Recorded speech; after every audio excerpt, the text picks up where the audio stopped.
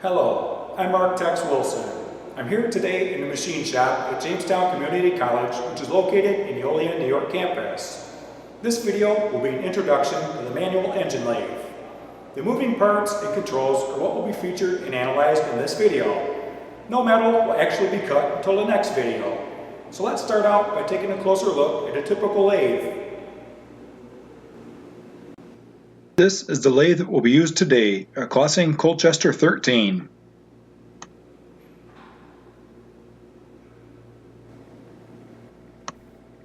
The first thing that will be done is to turn on the breaker box on the pole beside the lathe.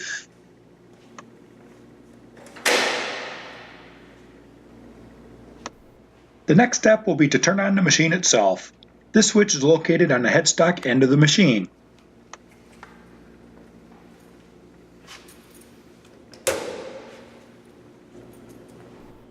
And lastly, the digital XC coordinates display panel that is located just above the headstock will also need to be turned on. The switch for that is located on the back. The X coordinate will be the diameter measurement of where the tooltip is currently located, and the Z coordinate will be the current position of the tooltip lengthwise with respect to the face of the part. It will take about half a minute for the LCD to warm up.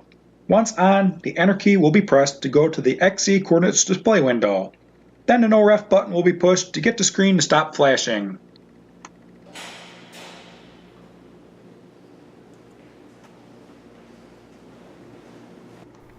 This is the headstock of the lathe. It contains the controls for the spindle RPM, the direction of automatic carriage feed movement, the quick change gearbox, and feed rate information, which is now being displayed up close. This defines what gears to set the 4 knobs below to get the desired feed rate in inches per revolution and in standard English or metric. Using the information from the last segment, the knobs will now be set to BRX8, which is the maximum feed rate of 20 thousandths of an inch per revolution under the F setting for English measurement. Sometimes the knobs stick and it's necessary to use the right hand to work the chuck to get the gears back in position so it can be turned. The first knob won't go from C to B, so it's being worked with the left hand as the chuck is being worked with the right hand back and forth to get the gears to engage each other. Now that the gears are properly aligned, the knob goes back and forth between C and B pretty easily. The spindle RPM controls are on top of the headstock. There's a grid with 12 numbers in it and 2 knobs to adjust it. Notice the white spot on each knob. The position of each spot aligns with a line extending from the grid. The number where they intersect is the RPM. Right now, it's set on 125 RPM. This is the carriage. The side of it is called the apron, and the top is called the saddle. It controls the actual movement of the cutting tool, which will be mounted on top of it in a quick change tool post. There are several controls seen here. The one we'll look at first is the clutch lever. That is the control with the red ball. This will activate the spindle. Before activating the spindle, let's set it to the lowest possible RPM of 40 so the actual direction of the chuck turning can be seen once the spindle is activated. Notice that the clutch lever was pulled out to disengage the safety before it was shifted up to start the spindle turning forward. And here is the spindle rotating forward. This will allow a part to be cut on its outer diameter by rotating the rough stock into the tool once both are inserted. To shut it off, the clutch is just placed back in the middle off position. At higher speeds, the spindle will turn freely for a while until it stops on its own if the brake isn't used, although it wasn't necessary here. This is just a closer look at disengaging the clutch before using it. It automatically springs back to a locked position when hand pressure is released. Shifting the clutch lever down instead will make the spindle turn in reverse. Reverse would be used if the outer diameter of the part is being cut on the opposite side and with the tool insert facing upwards. Reverse is also used to back taps out of the parts. The current chuck is a standard 3-jawed scroll chuck. Once a chuck key is inserted, all 3 jaws will loosen or tighten universally as the key is turned. The machine will not run if the guard surrounding the chuck is disengaged. There are also other types of chucks such as the 4-jawed independent and collet chucks. So let's load a bar of rough stock and you'll see the T-shaped chuck key in action. There are 3 places in the chuck to plug the key in and only one needs to be used. It's very important to insert the part so that it's concentric with the spindle to minimize its wobble as the spindle turns. This is the apron hand wheel. It's used to manually move the carriage left or right. On the XZ coordinates display panel, its movement is expressed in terms of Z. Turning it counterclockwise moves the carriage in the direction of negative Z to the left. Turning the hand wheel clockwise moves the carriage to the right with positive Z movement. The numbered band on the hand wheel is its micrometer collar. Each full turn of the hand wheel equals 1 full inch in lateral tool or carriage movement.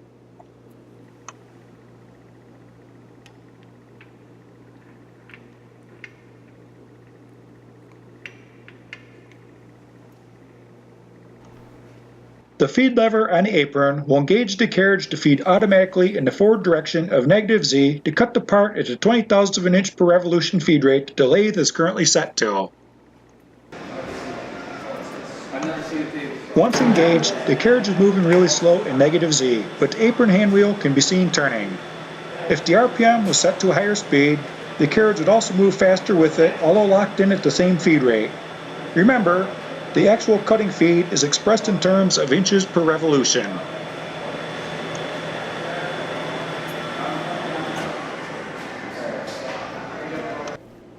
This knob changes the direction of the automatic carriage feed. Right now it's set to forward, and the carriage fed laterally in a direction of a negative Z. Once it's set to reverse, the carriage will feed in a positive Z direction instead. This will also be true when using the carriage to automatically feed in and out for the part diameter in X. This knob changes the automatic carriage feed from the lateral Z-axis movement along the length of the part to an inward and outward feed of the cross slide, which controls the diameter of the part being cut in terms of X-axis movement.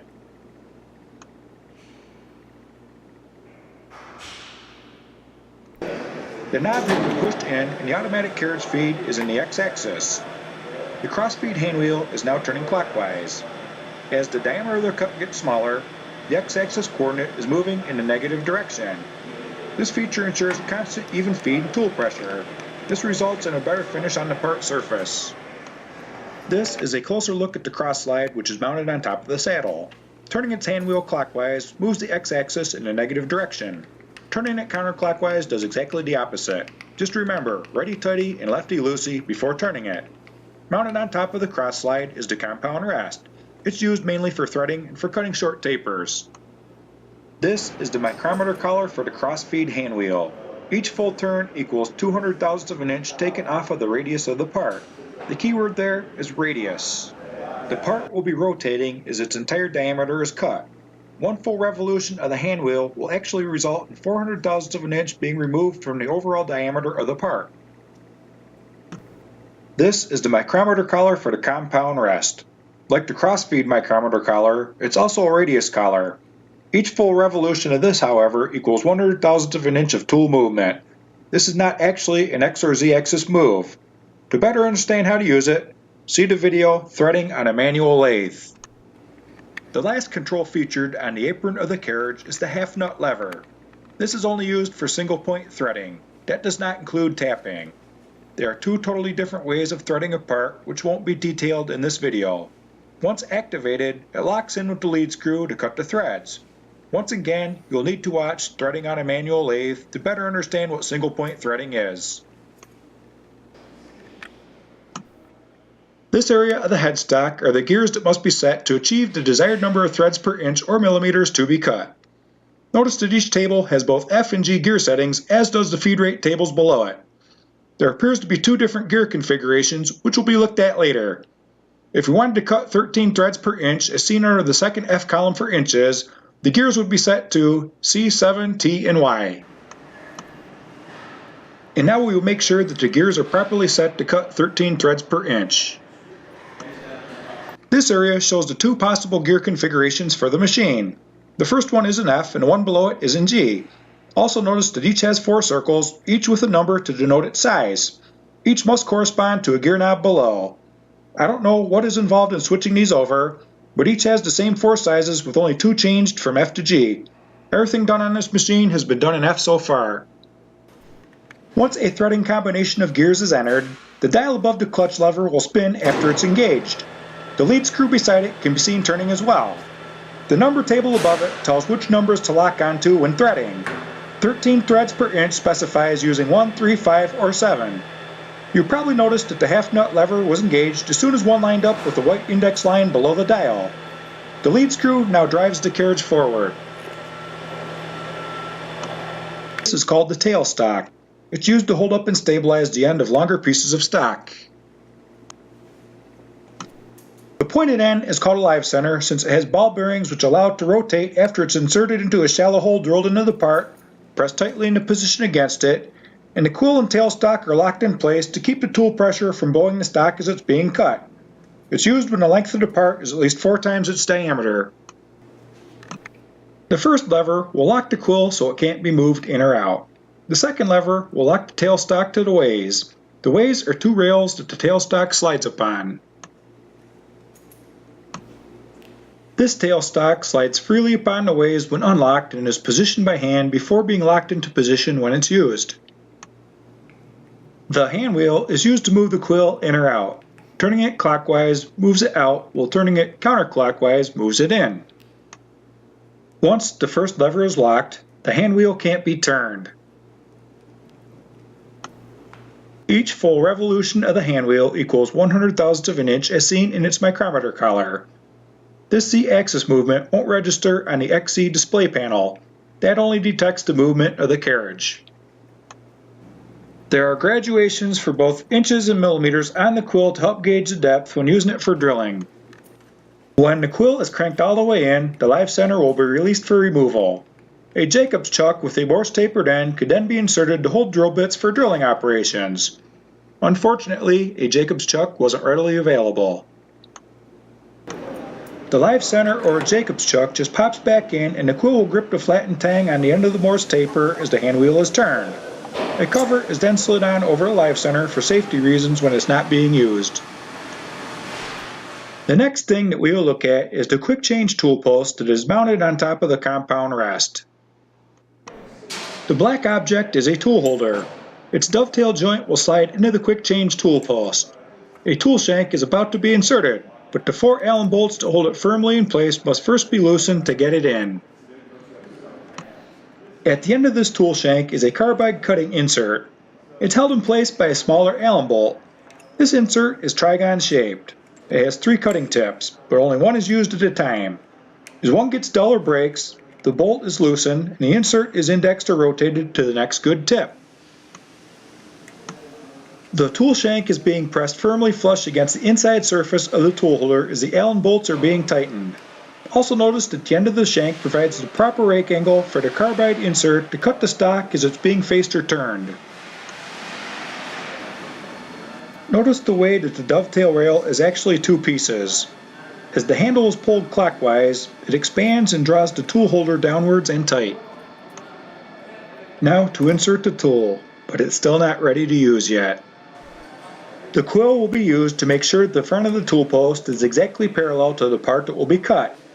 After the nut on top is loosened, the tool post will be turned and pressed firmly against the quill, then locked back down while it's being held firmly in place.